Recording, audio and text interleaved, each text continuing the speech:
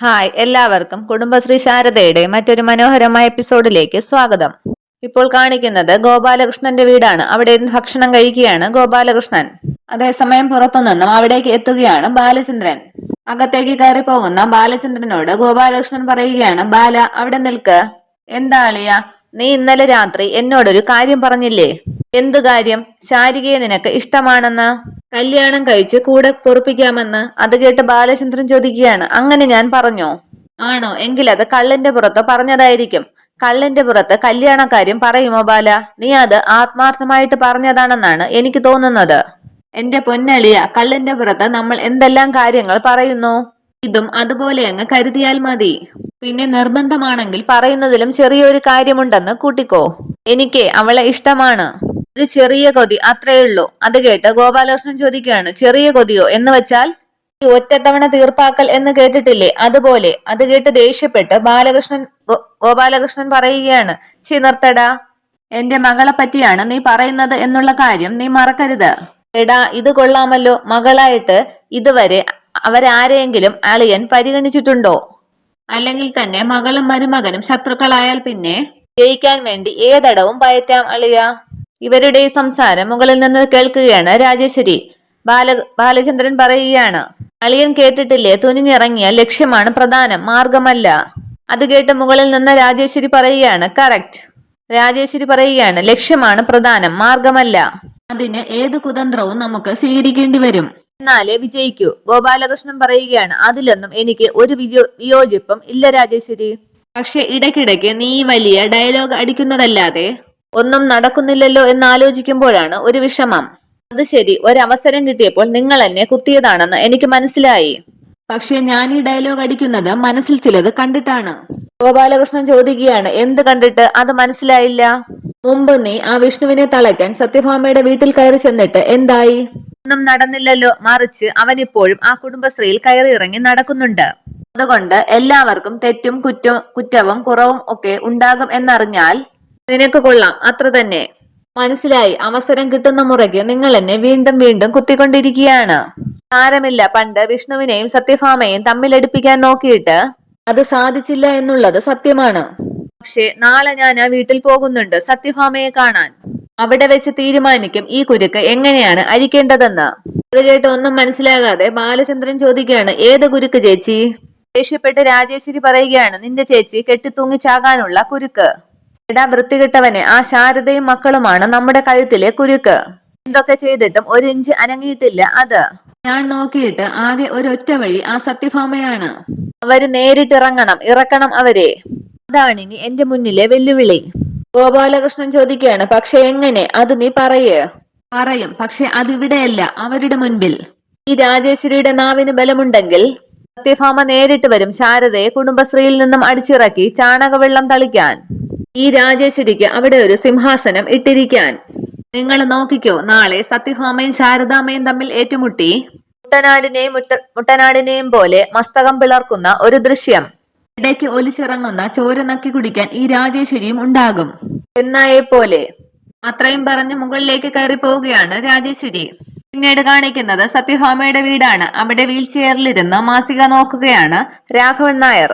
അവിടേക്ക് കടയിൽ നിന്നും സാധനങ്ങളുമായൊക്കെ എത്തുകയാണ് രമണൻപിള്ള ചോദിക്കുകയാണ്, സത്യാമ്മ എവിടെ സാറേ? അകത്തുണ്ട്. ഷഷ്ടിവ്രതത്തിനുള്ള പൂജാ സാധനങ്ങൾ വാങ്ങാൻ ഏൽപ്പിച്ചിരുന്നു സത്യാമ്മ. മുഴുവൻ വാങ്ങിച്ചിട്ടുണ്ട് എന്ന് പറഞ്ഞ് കയ്യിലിരുന്ന സഞ്ചി കാണിക്കുകയാണ് രമണൻപിള്ള.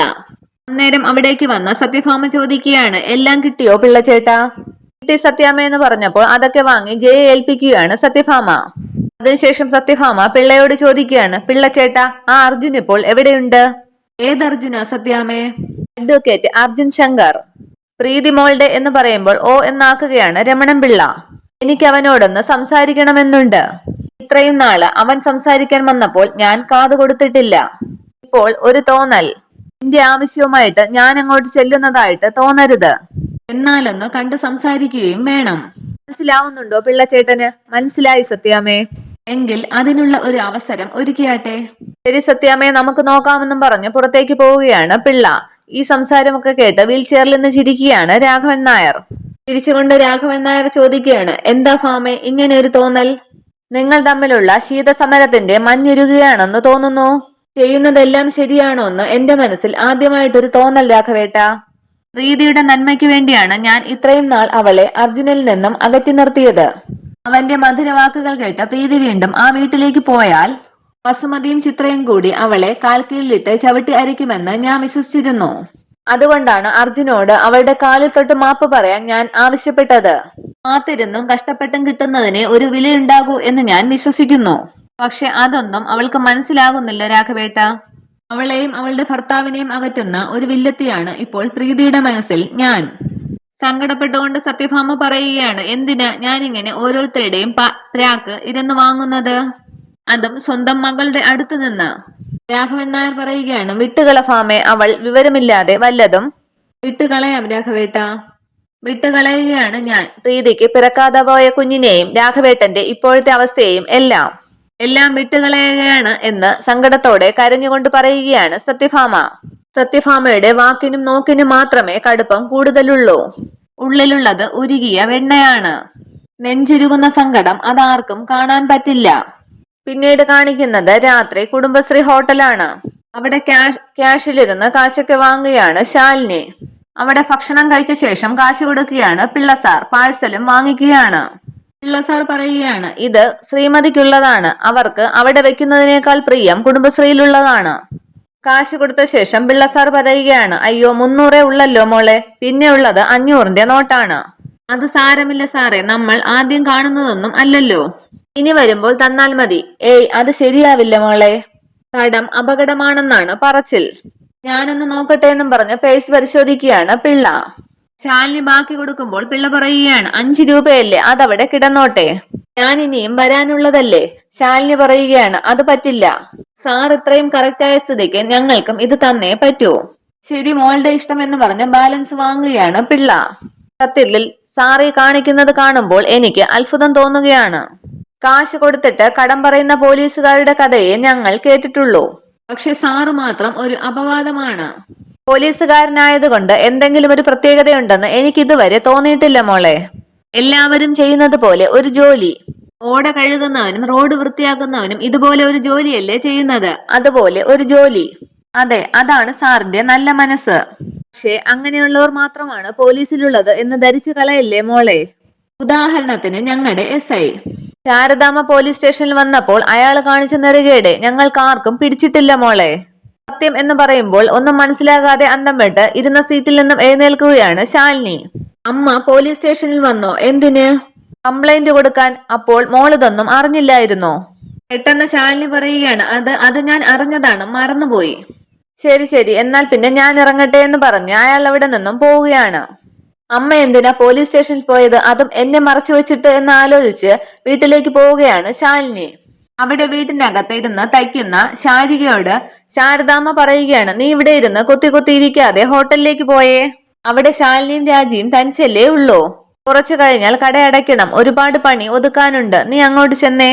അന്നേരം അവിടേക്ക് അമ്മയെന്ന് ഉറക്കെ വിളിച്ചുകൊണ്ട് വരികയാണ് ശാലിനി. ശാരദാമ്മയുടെ അടുത്തേക്ക് വന്ന ശാലിനി ചോദിക്കുകയാണ്, അമ്മ എന്തിനാ പോലീസ് സ്റ്റേഷനിൽ പോയത്? എന്താ ഒന്നും മിണ്ടാതിരിക്കുന്നത്? അമ്മയോടാണ് ചോദിച്ചത്. പോലീസ് സ്റ്റേഷനിൽ പോയിരുന്നോന്ന് ഉത്തരമില്ലാതെ ശാരദാമ്മ നിൽക്കുകയാണ്. അത് പിന്നെ? പെട്ടെന്ന് ശാരിക ചോദിക്കുകയാണ്, പോയെങ്കിൽ നിന്നോടാരാ പറഞ്ഞത് അമ്മ പോലീസ് സ്റ്റേഷനിൽ പോയെന്ന്? ഓഹോ, അപ്പോൾ അമ്മ സ്റ്റേഷനിൽ പോയ വിവരം ശാരിക ചേച്ചിക്കും അറിയാമായിരുന്നു അല്ലേ? അതെ, പോലീസ് സ്റ്റേഷനിൽ പോകാവുന്ന ഒരു വിഷയമുണ്ടായിരുന്നെങ്കിൽ അത് അർജുനേട്ടനെ അറിയിക്കായിരുന്നില്ലേ?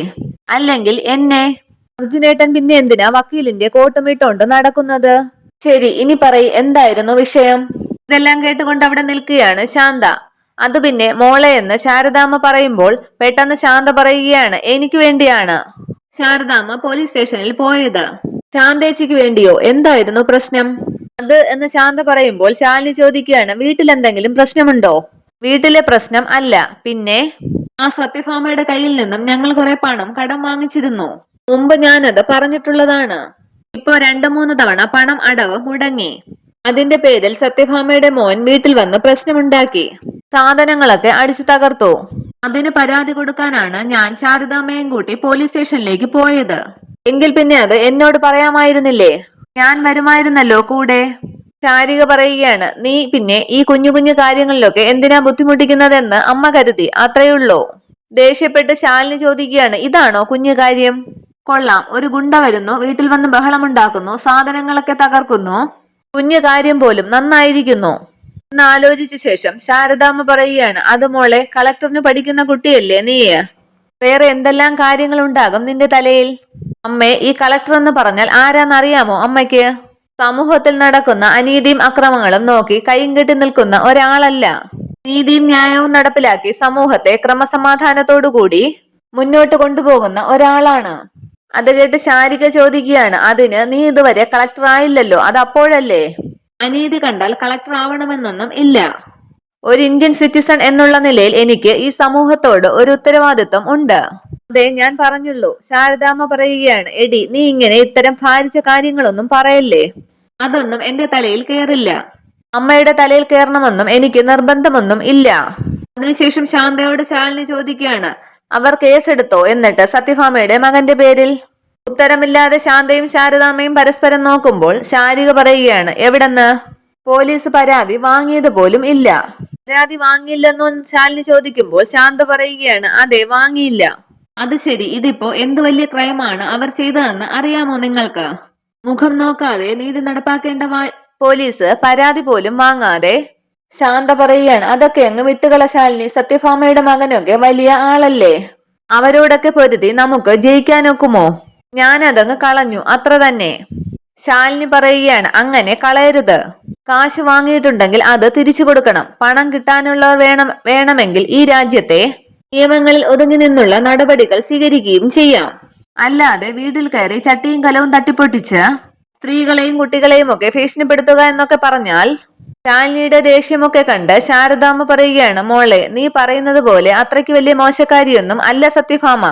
അമ്മയ്ക്ക് എങ്ങനെ അറിയാം ഈ സത്യഭാമയെ? നേരിട്ട് കണ്ടിട്ടുണ്ടോ? അല്ല, ഞാൻ പറഞ്ഞു കേട്ടതാണ്. എന്നാലേ ഞാൻ കേട്ടിട്ടുമുണ്ട്, കണ്ടിട്ടുമുണ്ട്. രണ്ടും മോശ സന്ദർഭങ്ങൾ ആയിരുന്നു. സ്വന്തം മകളെ അവളുടെ ഭർത്താവിന്റെ കൂടെ പോലും ജീവിക്കാൻ അനുവദിക്കാത്ത ഒരു അഹങ്കാരം പിടിച്ച സ്ത്രീയാണ് അത്. അതൊക്കെ ശരി, അവരെന്തോ ആയിക്കോട്ടെ. നമ്മൾ എന്തിനാ അതൊക്കെ അന്വേഷിക്കുന്നത്? അവർക്ക് അവരുടെ കാര്യം, നമുക്ക് നമ്മുടെ കാര്യം എന്ന് പറയുകയാണ് ശാരദാമ്മ. തൽക്കാലം എല്ലാവരും ഒന്ന് പോയെ, ഹോട്ടലിൽ രാജി തനിച്ചേയുള്ളൂ, ഞാൻ അങ്ങോട്ട് ചെല്ലട്ടെ. ശാന്തേവ, നീയും വാ എന്ന് വിളിച്ച് ശാരികയും വിളിച്ചുകൊണ്ട് പോവുകയാണ് ശാരദാമ്മ. അന്നേരം അർജുൻ പറഞ്ഞ കാര്യം ആലോചിക്കുകയാണ് ശാലിനി. അവർക്കേ ഒരു മകൻ കൂടി ഉള്ള കാര്യം അറിയാമല്ലോ, എന്റെ അളിയൻ വിഷ്ണു. അമ്മയാണ് കൺകണ്ട ദൈവം. അമ്മ ചെയ്യുന്നത് മാത്രമാണ് ശരി. പിന്നീട് ശാന്ത പറഞ്ഞ കാര്യങ്ങളും ആലോചിക്കുകയാണ് ശാലിനി. ശാലിനി പറയുകയാണ്, സത്യഭാമയുടെ മകൻ നിർത്തി തരുന്നുണ്ടടാ നിന്റെ ഒരു ഗുണ്ടാപിരിവ്. പിന്നീട് കാണിക്കുന്നത് രാവിലെ സത്യഭാമയുടെ വീടാണ്. അവിടെ പുറത്തുനിന്ന് പത്രം വായിക്കുകയാണ് രമണൻ പിള്ള. അന്നേരം അമ്പലത്തിൽ പോയ പ്രീതി തിരികെ എത്തുകയാണ്. ആഹാ, കുഞ്ഞ് അതിരാവിലെ തന്നെ അമ്പലത്തിൽ പോയിട്ട് വരികയാണ് അല്ലേ? അതെ, ദാ പ്രസാദം എന്ന് പറഞ്ഞ് പ്രസാദം രമണൻ പിള്ളയ്ക്ക് നേരെ നീട്ടുകയാണ് പ്രീതി. സന്തോഷം, ഇന്ന് തിങ്കൾ, ശിവന്റെ അമ്പലം അല്ലേ? കുളിച്ച് തൊഴുന്നതിന് ഉടനെ ഫലമുണ്ടാകും. ഫലം ഉണ്ടാകും എന്നല്ല, ഉണ്ടായി എന്ന് തന്നെ കൂട്ടിക്കോളൂ. ഇവിടെ ഈ വീട്ടിൽ ഒരു കുരുക്കവും ഇല്ലാതെ കരിമ്പാറ എന്ന് കരുതിയവരൊക്കെ ഇളകിക്കൊണ്ടിരിക്കുകയാണ്. സത്യാമ്മയ്ക്കെന്തോ മാറ്റം ഉണ്ടായിട്ടുണ്ട്. അർജുനൻ വക്കീലിനോട് ഒന്ന് സംസാരിക്കണമെന്ന് പറഞ്ഞിരിക്കുകയാണ് ഇന്നലെ രാത്രി. കൂടിക്കാഴ്ച തരപ്പെടുത്താൻ എന്നെയാണ് ഏർപ്പാടാക്കിയിരിക്കുന്നത്. അത് കേട്ട് മിണ്ടാതെ നിൽക്കുന്ന പ്രീതിയോട് വീണ്ടും രമണൻ പിള്ള പറയുകയാണ്, അതേ മോളെ, കൂടുതലൊന്നും ആലോചിച്ച് വിഷമിക്കേണ്ട. ഈ കൂടിക്കാഴ്ച നല്ലതിനു വേണ്ടി തന്നെയാണെന്ന് വിശ്വസിക്കാം. പറഞ്ഞില്ലേ, ശിവപരമാത്മാവിന്റെ സ്വഭാവം അങ്ങനെയാണ്, ക്ഷിപ്രകോപിയും ക്ഷിപ്രപ്രസാദിയും. ഇനി ശിവം ശിവകരം ശാന്തം എന്ന് പറഞ്ഞതുപോലെ സമാധാനത്തിന്റെയും സന്തോഷത്തിന്റെയും സമയമാണ്. പ്രാർത്ഥനകൾക്ക് ഫലം കിട്ടി എന്നർത്ഥം. ദേഷ്യവും സങ്കടങ്ങളും ഒക്കെ കഴിഞ്ഞു മോളെ. അന്നേരം പ്രീതിയുടെ മുഖം സന്തോഷിക്കുകയാണ്.